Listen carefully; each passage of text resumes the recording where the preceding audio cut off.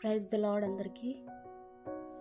ఈ దినము నేను చెప్పబోతున్న వాక్యము, నీ కన్నీళ్లను దేవుడు చూస్తూ ఉన్నాడు. నీ కన్నీళ్లను దేవుడు చూస్తూ ఉన్నాడు. నువ్వు ఒంటరివి కావు. నీ కన్నీళ్లను దేవుడు తన సీసాలో ఉంచి ఉన్నాడు. కీర్తనలు 56:8 ఈ విధంగా రాయబడింది, నా కన్నీళ్లు నీ బుడ్డిలో దాచబడి ఉన్నవి అని. అలాగే ప్రియమైన సహోదర సహోదరీమణులారా, ఈరోజు సందేశం వింటున్న నువ్వు ప్రతి ఒక్కరికి కూడా దేవుని వాక్యం ద్వారా ఒక ఓదార్పు మాట చెప్పాలని కోరుకుంటూ ఉన్నాను. నువ్వు ఒంటరిగా ఏడుస్తూ ఉన్నావా? ఎవరితోనూ చెప్పుకోలేని బాధ నీ హృదయంలో ఉందా? బయటకు నవ్వుతూ కానీ లోపల మాత్రం కన్నీళ్ళు వస్తూ ఉన్నాయా? అందరి ముందు ధైర్యంగా ఉన్నట్లు కనిపిస్తూ ఉన్నావు, కానీ రాత్రి ఒంటరిగా ఉండేటప్పుడు నీ బాధ గుర్తుకొస్తుందా? అయితే ఈరోజు దేవుని వాక్యం నీతో ఒక గొప్ప మాట చెప్తూ ఉంది. నీ కన్నీళ్లు దేవుడు చూస్తూ ఉన్నాడు. మనుషులకు కనిపించని కన్నీళ్లు దేవునికి కనిపిస్తూ ఉన్నాయి. మనుషులకి చెప్పుకోలేని బాధను దేవునితో చెప్పుకోవచ్చు. దేవుడు నీ కన్నీళ్ళు ఖచ్చితంగా కనిపిస్తూ ఉన్నాయి. కీర్తనలు 56:8 దావీదులా అంటున్నాడు, నా కన్నీళ్లు నీ బుడ్డిలో దాచుకుని ఉన్నావు ప్రభువా అని. ఒకసారి ఆలోచించండి, మన కన్నీళ్లను మనుషులను పట్టించుకోకపోవచ్చు, కానీ దేవుడు మాత్రం పట్టించుకుంటాడు. నువ్వు ఎప్పుడు ఏడ్చావో ఆయనకి తెలుసు. ఏ స్థితిలో ఏడుస్తున్నావో ఆయనకి తెలుసు. ఎందుకు ఏడుస్తున్నావో ఆయనకి తెలుసు. ఎవరు చూడకుండా ఏడ్చినా రాత్రి కూడా ఆయనకు తెలుసు. నీ బాధ దేవునికి తెలియదని కాదు. నీ బాధ దేవుని దగ్గర ఎప్పుడైతే నువ్వు పెడుతూ ఉన్నావో ఆయన నీ కన్నీళ్లను, నీ మొరను, నీ మూలుగులను ఆయన వింటూ ఉన్నాడు. కొన్నిసార్లు మనం దేవుని దగ్గరికి కూడా మన బాధను దాచుకొనే వస్తాం.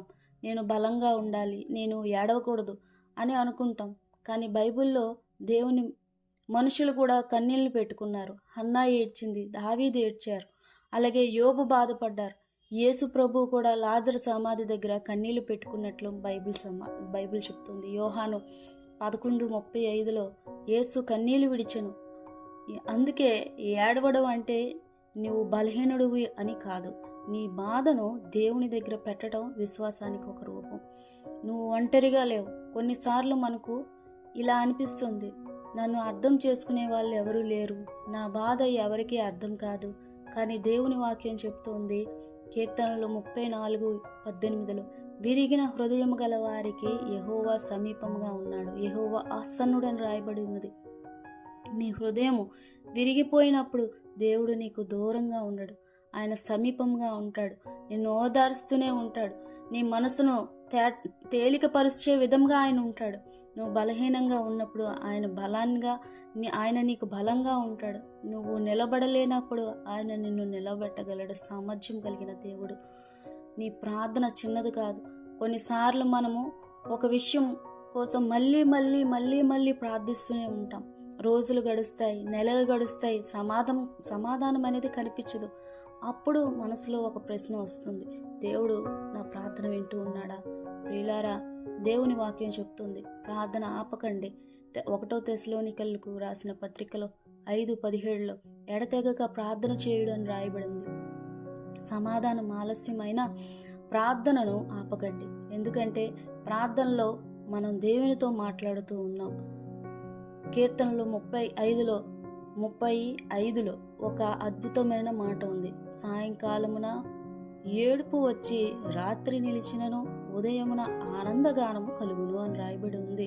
ఇక్కడ ఒక విషయం గుర్తు చేసుకుందాం, రాత్రి శాశ్వతం కాదు. ఎంత రాత్రి అయినా సరే అది ఉదయం అనేది మనకంటూ ఒక హోప్ ఉన్నది. కాబట్టి ఎంత రాత్రి అయినప్పటికీ కూడా ఒక ఉదయము అనేది మన జీవితాల్లో ఉన్నదని గుర్తుపెట్టుకోండి. అలాగే నీ జీవితంలో ఈ కష్టకాలం కూడా ఎప్పటికీ అలాగే ఉండవలసిన అవసరం లేదు, ఉండదు కూడా. నీ పరిస్థితి మారేటువంటి సమయము కూడా ఉంది. నీ పరిస్థితి ఎలా మారుతుందో మనం హామీ ఇవ్వలేం, కానీ ఒక విషయం మాత్రం ఖచ్చితంగా చెప్పగలం, కష్టకాలంలో కూడా దేవుడు నీతో ఉండగలడు. అందుకే నిరీక్షణ కోల్పోవద్దు. నీ కన్నీళ్లను ప్రార్థనగా మార్చు. నీ బాధ వచ్చినప్పుడు ఇతరుల గురించి ఆలోచిస్తూ గంటల తరబడి బాధపడటం కన్నా మోకాళ్ళపై కూర్చొని దేవునితో మాట్లాడి చూడు. అలాగే నీ బాధను ఇతరులతో పంచుకోవటం కన్నా దేవుని దగ్గరే పంచుకో. ఇతరులు నిన్ను చిన్న చూపు చూడవచ్చు, నీకు బాధ కలిగింది కదా అని వారు కూడా నిన్ను హేళన చేయవచ్చు. ఒకానొక సందర్భంలో ఇంకేదైనా నీకు వచ్చింది కదా అని వారు కూడా సంతోషించవచ్చు. కానీ దేవుడు అలా కాదు. కొన్ని సందర్భాల్లో దేవుడు ఆ విధంగా ఉండడు. అస్సలు ఏ సందర్భంలో కూడా నువ్వు బాధపడుతున్నావు అంటే ఆయన ఇంకా ఎక్కువగా బాధపడుతూనే ఉంటాడు. ఇది నీ పరీక్షా కాలం అని నువ్వు గుర్తుపెట్టుకో. ఇది నీ సహనానికి పరీక్ష అని గుర్తుపెట్టుకో. నీ విశ్వాసానికి పరీక్ష అని గుర్తుపెట్టుకో. మోకాళ్ళపై కూర్చొని దేవునితో మాట్లాడి చూడు. ఇలా చెప్పు, ప్రభువా నాకు చాలా బాధగా ఉంది, నాకు ఏం చేయాలో అర్థం కావట్లేదు, ఈ పరిస్థితుల్లో నేను ఉన్నాను, ఈ పరిస్థితుల్లో నుంచి విడిపించగలిగేటువంటి సమర్థుడు నీవు తప్ప నాకు వేరే దారి లేదు తండ్రి, నీ చిత్తము. యోబుకే అన్ని కష్టాలు ఇచ్చావు, యోబు కన్నా మేమైతే గొప్పవాళ్ళం కాదు కదా తండ్రి, ఏదైనా నీ చిత్తమే యెహోవా ఇచ్చెను, యెహోవా తీసుకొను అనే విధముగా అలాంటి మనస్తత్వం మనం కూడా కలిగి ఉండాలి. ఏదైనప్పటికీ కూడా ఆ కష్టకాలంలో కూడా దేవుని స్తుతించు వారిగా మనం ఉండాలి. పెద్ద మాటలు అవసరం లేదు. చిన్న ప్రార్థన, నీ తగ్గింపు స్వభావమే ఆ పరిస్థితులన్నిటినీ మార్చగలిగేటువంటి సామర్థ్యమును తీసుకొని వస్తుంది. నిజమైన హృదయంతో దేవునితో మాట్లాడటం మనం అనేది చాలా ప్రాముఖ్యమైనదన్నమాట. 1 పేతురు 5:7 కూడా ఈ విధంగా ఉంది. మీ చింత యావత్తును ఆయన మీద వేయుడి, ఆయన మిమ్మల్ని గురించి చింతించున్నాడు.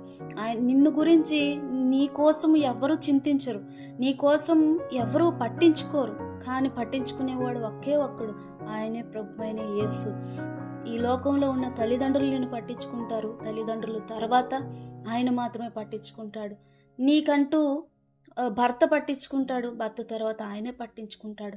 మరి ఎంత బంధువులు ఎవరైనా సరే కూడా నీ గురించి చింతించేటువంటి పరిస్థితులు అంటూ ఉండవు.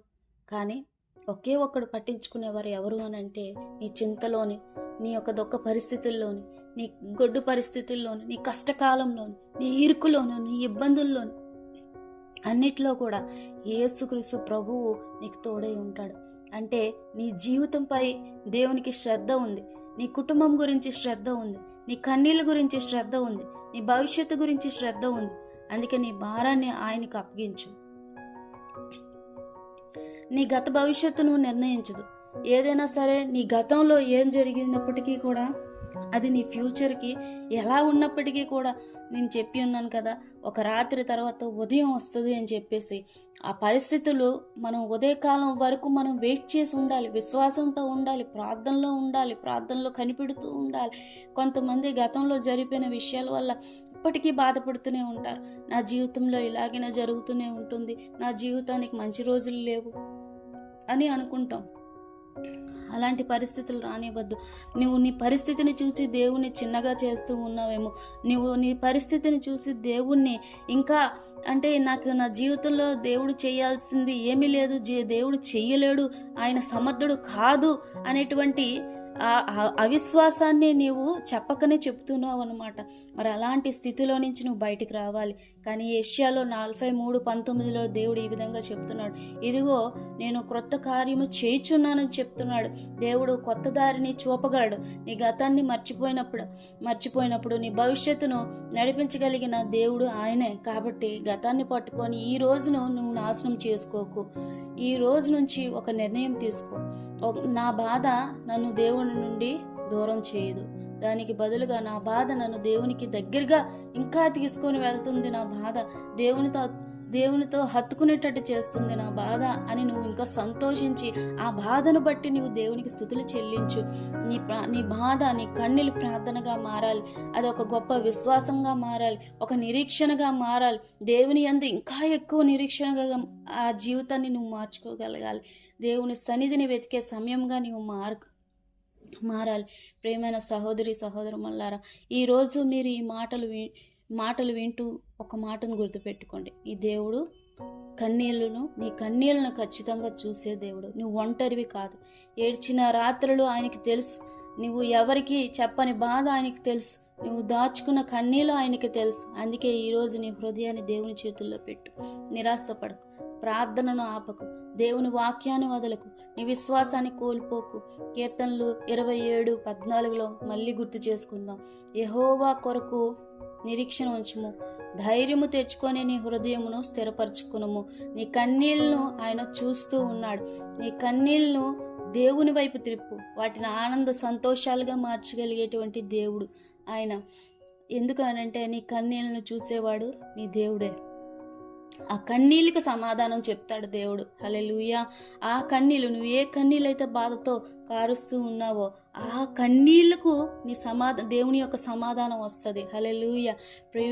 చిన్న ప్రార్థన మీ కొరకు నేను చేస్తూ ఉన్నాను. ప్రియమైన పరలోకపు తండ్రి, ఈ సందేశం వింటున్న ప్రతి ఒక్కరిని నీ చేతుల్లో పెడుతూ ఉన్నాం. ఎవరైతే చూడని ప్రభా నాయనా నువ్వు చూడట్లేదు అని అనుకుంటూ ఉన్నారు, వారి కన్నీళ్లను నాయనా నీవు చూడట్లేదని వారి హృదయంలో నాయనా నువ్వు బాధను కనుగొనట్లేదు అని అల్ప విశ్వాసంతో ఉంటూ ఉన్నారు. నాయనా ఈ దినము వారిని నీవు చూసి దేవా వారికి సరైన సమాధానము, వారి జీవితాల్లో వెలుగును, నాయనా ఉత్సాహమును, బూడిదకు ప్రతిగా పూదండను నాయనా ఇదిగో తండ్రి స్తుతి వస్త్రమును వారికి ధరింపచేయండి అయ్యా. వారికి ధైర్యాన్ని ఇవ్వు, వారికి సమాధానాన్ని ఇవ్వు, వారి విశ్వాసాన్ని బలపరచు. నిరాశలో ఉన్న వారికి నిరీక్షణ ఇవ్వు తండ్రి. వారి భారాలను నీ పాదాల దగ్గర పెట్టుకునే కృపనివ్వు తండ్రి.